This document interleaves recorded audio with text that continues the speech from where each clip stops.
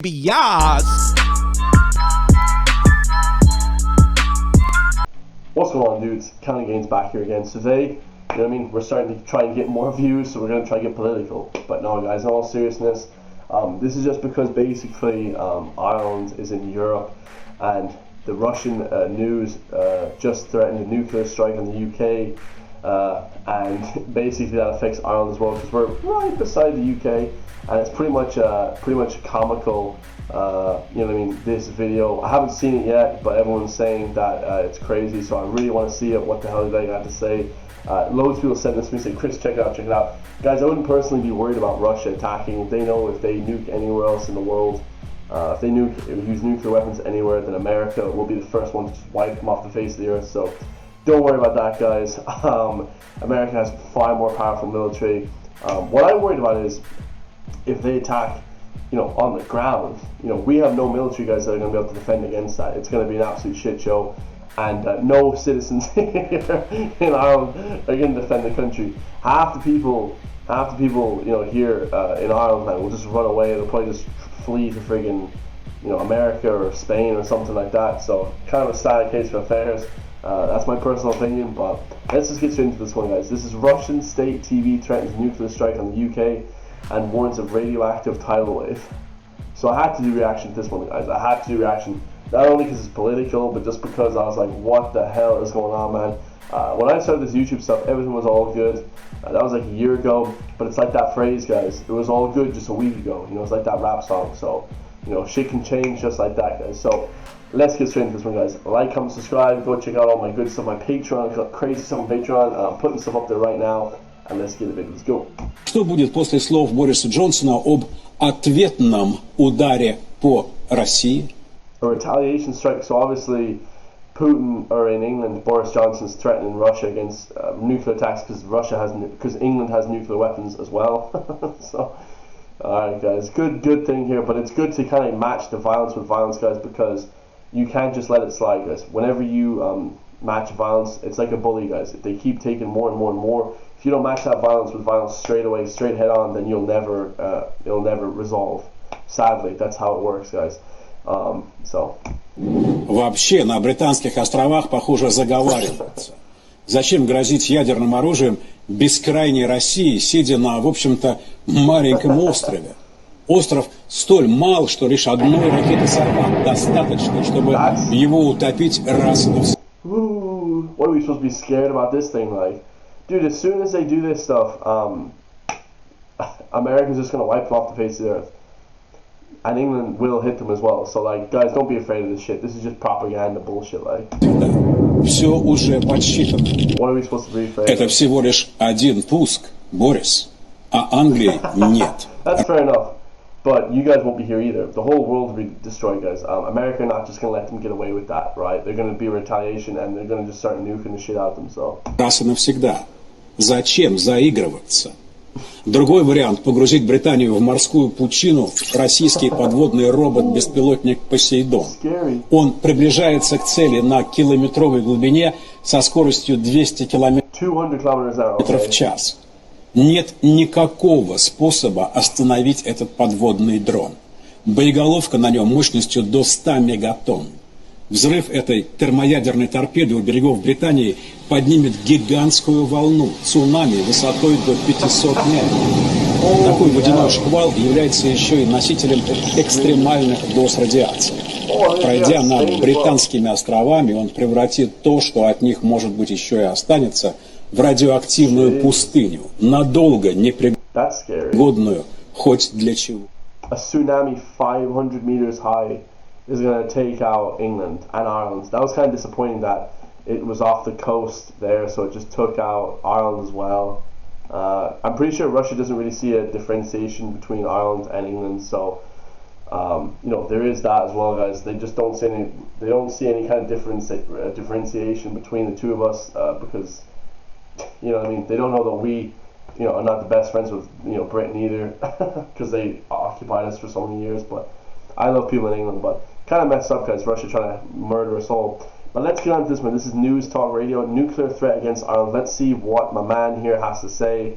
Let's get it. Images on Russian state TV, a show, appeared to demonstrate that Ireland would be wiped out if there was an undersea drone attack from a nuclear submarine. And Naomi O'Leary, Irish Times. See, we here in Ireland, we don't even, but guys, we have a military, but it's more of a defence forces. I'm actually going to join the reserves this year on my birthday. I'm getting fit for that. That's one of my life goals. I really want to join the reserves, but because I joined it for like a week or two before, and then I got kind of, it just didn't happen. Something happened where they said, oh, give us the uniform back and all this kind of thing. So it just didn't happen.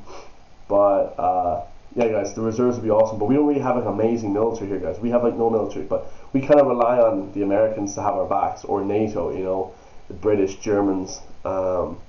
But yeah, really, America, they spend more on military. They have stuff that will just wipe Russia off. So I wouldn't be afraid of this, guys. So don't worry about this. Times Europe correspondent, you keep an eye on. Because it's easy. It's like bullying, man. They're flexing on Ireland. Really, like really, you're flexing your military versus ours. We don't even have a defense forces, really. We don't have a military like that, guys. Russian TV, in terms of what it might say from time to time about Ireland. What did you make of this nuclear fantasy? A nuclear strike by an undersea drone that would cause a tsunami that would literally wipe out the populations of the two islands, Britain and Ireland. It's very ugly. I mean, yeah, the graphic shows a wave, first of all, passing over the island of Ireland, then going on to Britain. And then, you know, the voiceover says that it will be a radioactive desert, unfit for anything for a very long time after that. This is actually the third nuclear threat in about 3 days on Russian state TV that has included Ireland. Usually they refer to the British Isles. And this graphic quite explicitly showed Ireland being annihilated in its entirety. I think what's notable to see about... It's propaganda, guys. They're trying to make people scared so they don't think we're going to stand up for ourselves or something like that. But that really is it's propaganda, guys. Even he said they're a fantasy, you know what I mean? It's entirely possible. Like, they could do that, guys. But as soon as they do that, like, everyone else is dead as well. So I wouldn't be too worried about that, man. If they want to die too, see who wants to die first, you know what I mean? But this is an offhand remark. The graphics that were shown had been prepared in advance. So this is quite deliberate. It was something that was planned to be said. Also, who's saying it is Dmitry Kiselyov. He's a senior propagandist for the Russian state, and sometimes he's referred to as Putin's mouthpiece. So this is an insight into the thinking in Moscow. Obviously, it's a threat. Part of the I suppose the purpose of it is a warning and to try and dissuade Western countries from helping Ukraine and from hindering Russia's objectives there. And I think really for Ireland, this is a kind of a taste of what Eastern Europe is used to. These sorts of threats about annihilation, invasion. Yeah, I'm half Eastern European. My dad's Irish, my mum is Czech. So, I mean, I don't think people really, they're very tough over there, guys. They're a lot tougher than we are here, guys. Like, way tough. Like, blowing your mind, guys. So go over there and check out how they move, guys. They move mad. And so on are sort of aired routinely on Russian state TV and have been for the countries along Russia's border.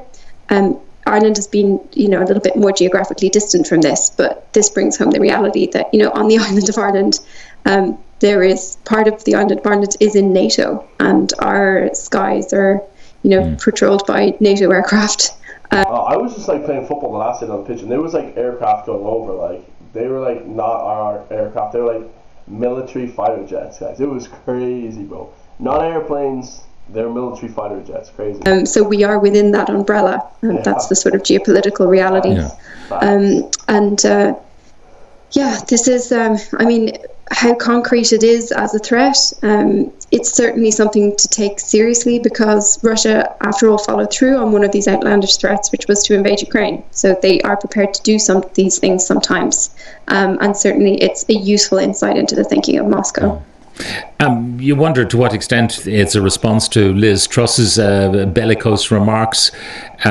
They are saying that Britain has actually threatened to nuke Russia, and this would be a response. So leave us out of it, man. Well, actually, you can't be left out of it because we're in there, right there. So this kind of saber rattling, as you say, used to it in Eastern Europe. We're not used to being threatened in this way here. There's been similar... Well, we better start getting used to it, guys. I don't know why we don't start ramping up our defense forces, guys, honestly. start spending money on radar and shit. We don't even have fucking radar in this country, guys. So if they were to bro, if they were to like fight us on the seas, like we wouldn't even be able to spot where they are. It's just crazy. Similar threats against Paris and Berlin. So one of the graphics that was shown in recent days showed the number of seconds it would take for a nuclear strike to hit Paris, Berlin and London comparatively. So it is very much targeting all the European capitals at this point. It's related to the support for Ukraine, particularly military support. The Russian state obviously wants the Ukrainian army to fail, and they do not like the Western support that has been rallied, so they want to stop that. This is part of that. The United States and other allies certainly do take the nuclear threat quite seriously. It's something that senior members of the Russian regime have alluded to and referred to a number of times when, for example, in regards to the aspirations of Finland and Sweden to join NATO, they go to that nuclear threat quite quickly. So there is some concern that they could be prepared to use certainly smaller nuclear weapons in Ukraine. And in terms of what this means for Ireland, I think, it kind of illustrates that they probably don't think about us that much. I mean, they're using the term at all, guys, because we have no chance against them. Neither does England, like, for the most part. Probably Germany has the best chance of taking them on, but even then, guys, like, it's not going to happen. British Isles and including Ireland in their map.